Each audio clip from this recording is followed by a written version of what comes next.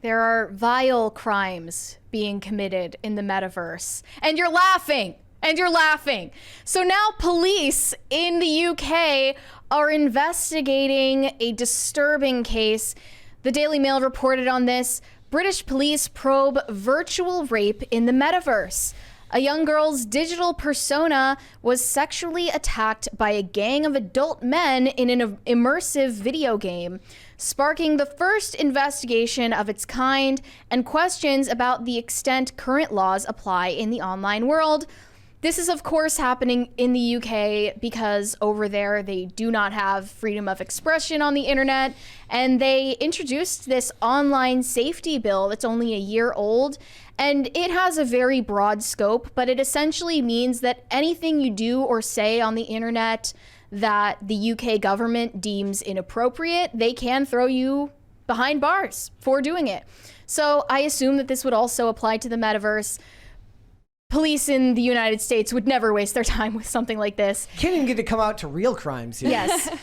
So this is actually, kind of a disturbing story. I'm not going to equate it to the real life crime, but they only identified this girl as being under the age of 16, and they didn't say what game it was that she was playing while this alleged virtual rape occurred.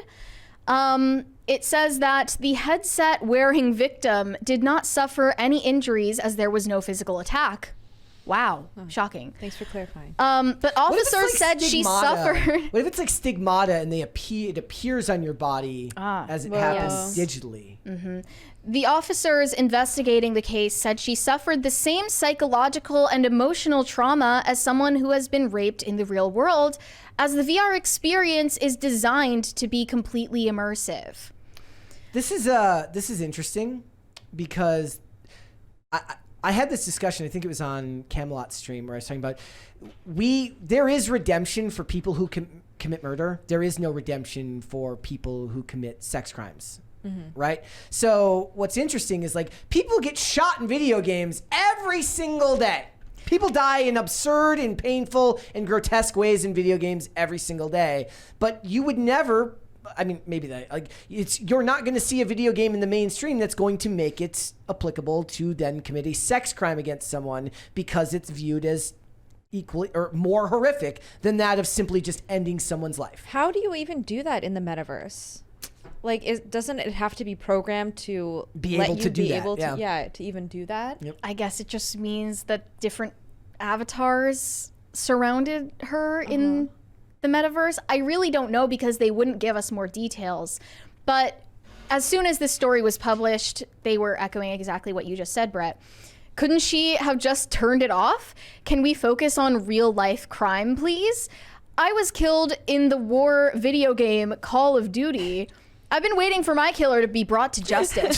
to the digital Hague, well, they will be tried for war crimes. It's absurd on its face. And yeah, it's unfortunate and sad that a child was exposed to sexuality on the internet, although that happens every day. And never do police pay attention to that. Yeah. And meanwhile, in the UK, there are grooming gangs routinely being ignored and let off by the police, not being investigated by the police in the UK. Yet they are directing all of their resources and attention to a metaverse virtual gang rape. It's just absurd. It really is. It's ridiculous. So I guess that this might be referring to the meta game Horizon Worlds. It's reportedly been the site of several sexual assaults. In 2022... So is it just like yelling? I'm assuming it's just yelling like sexual comments at her? I don't know. I don't know. They would have to tell us more. But in 2022, a psychotherapist doing research on the metaverse wrote about the surreal nightmare of being gang raped in Horizon Worlds. Quote, unlike in the physical world, there's a lack of clear and enforceable rules in the metaverse. And then a spokesperson for Meta responded to this situation and said that this is virtually impossible because users in the metaverse have an automatic protection called personal boundary, which keeps people you don't know in the metaverse a few feet away from you. So there's not really a way that they could surround you. Yeah. If there's literally, it's coded into the game, whatever game this was, that they can't approach you. Right. So yeah, it doesn't really make sense. But the police in the UK are taking this very seriously. Home Secretary James Cleverly defended the VR rape probe, saying, "I know it is easy to dismiss this as not being real, but the whole point of these virtual environments is they're incredibly immersive. And we're talking about a child here, and a child has gone through sexual trauma. It will have had a very significant psychological effect, and we should be very, very careful about being dismissive of this." How do you know it will have that? How does he know that? I mean, it does, but like when a child gets their hands on the internet and they watch pornography, do you blame point. the actors for the trauma that's done to the kid, or is it the He's responsibility saying of as their though parent? that's a for sure thing. I'm just saying that like. Well, I assume they've interviewed Okay. supposed victim, and that's how they would have found out. But they said that someone willing to rape a child's avatar in a video game may well be someone that could go on to do terrible things in the physical realm. But how would these adult men in the VR game have known that this was an underage user in the game? Like, they would literally have no idea if that was the case. And then Ian Critchley, the lead... There's a strong point to be made here where the discussion about whether online violence equates to real life violence has been going on for decades. And to this day, you know, you still hear people having this debate that just because you go and slaughter people in video games does not mean that you yourself are going to go pick up an AR-15 and do something violent. There are thousands of factors in your life that come into play along with the media you consume that go into making you the person that you are. Okay. And the behavior of people in these environments does not necessarily, because I don't like the idea that they're equating the saying that these people will then go out and do this in the real world. Right. Right. It's completely different. Yes. There's no precedent or pretense for them to prosecute these individuals. If they do, that would be an insane I have to assume story. that what they're saying here is that sexual comments were hurled at this person while they couldn't get away because. But you can get away because you can take off the headset. How is, to quote Tyler, the creator, how is cyberbullying real? Boop. Just close your eyes. Right. What is the disconnect here? I mean, I understand this is a child. It's difficult for children to differentiate make believe from reality. And yeah, anyone who is that young should not even be on the internet unsupervised in general. Anyone that young should not be exposed to the crass and vulgarity that's on the internet amongst adults. That's not appropriate.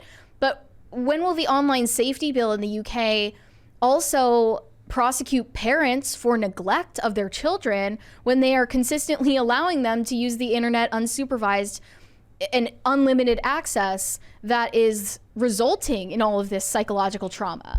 When are the parents going to be prosecuted? My thought was maybe this girl, like for all we know, this girl was in the metaverse behind her parents' back. So then what do you do about that?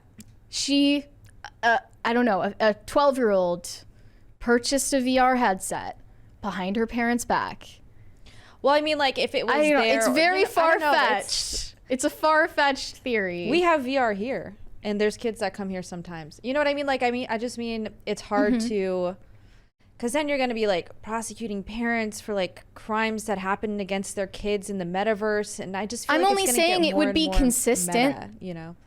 I'm just saying, like, if they're going to be policing the internet this heavily in the UK, and thankfully this is not a precedent in the US, you know, it would only be philosophically consistent for that law to apply to parents who are not properly vetting the way that their kids are using the internet. And if it has these detrimental results where you are just as traumatized as someone who suffered a physical attack, then they are responsible. But I don't even accept the idea that they are suffering the same trauma as they had or if they would have if it were a physical attack, because that's kind of insulting to the survivors of these physical attacks. Yeah. We have a $20 super chat here from the Manic Mustache. Says, guess this is the safest place to say this. Back in 2001, I too was a victim of serial assault. My Call of Duty avatar was teabagged so many times, I just thought it was normal. Got really awkward, IRL.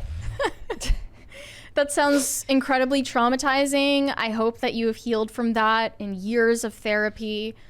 And we see you and we validate you. You're valid. You're seen and heard. But, I mean, yeah, this is a sad story, but at the same time, it's so absurd that I'm not going to sit here and pretend it's not funny. It is. I think the big question here is, who do we hold accountable for the traumatization of children by things that they are inevitably, in some circumstances, exposed to on the internet? All of the articles are talking about how can Facebook and Meta, how can Facebook protect women and children? Well, I don't know about the women part, but I know the children part. The parents can protect the children by paying closer attention to how they're spending their time. Yeah, the Guardian article about this solely places the blame at Meta's feet. They said Meta has a notoriously bad track record when it comes to protecting children and teenagers using their platforms. They're citing other cases related to Facebook and Instagram where, a lot of children have used these platforms against the TOS, sidelining the age requirements. The fact that this is a police investigation at all is bonkers. It is, but it's Britbong, so what else are you going to expect? They don't have any freedom of expression there, and it literally falls to the whims of the government what they're allowed to do or say in real life and on the internet. The online safety bill, part of the reason they introduced it, they cited Andrew Tate as one of the reasons they introduced the online safety bill, because they're worried about young boys getting radicalized by Andrew Tate's YouTube videos. I got a $20 super chat here from Crispy Leg Transport LLC. Says, this story has to be a troll story. No, my friend, this is not a troll story. This has been reiterated through every major news article outlet has covered this. So it's all not real. At all. Yeah. It's unless you want to say that the UK is a troll, in which case you may be right. Yeah. Not a real country, bro. Not a real country. All right. I don't know where to go with this. All I know is I'm very grateful that I live here, where I am free to be attacked in the metaverse if that is to if that is to happen. But we are not endorsing harassing people in the metaverse. It's a bad thing. Absolutely, yeah. It's a bad thing, but it's not a crime. Thanks for watching. Listen to full episodes of Pop Culture Crisis on Spotify. Keep up with us on social media and make sure you subscribe and ring that bell so you never miss the show. Bye, guys.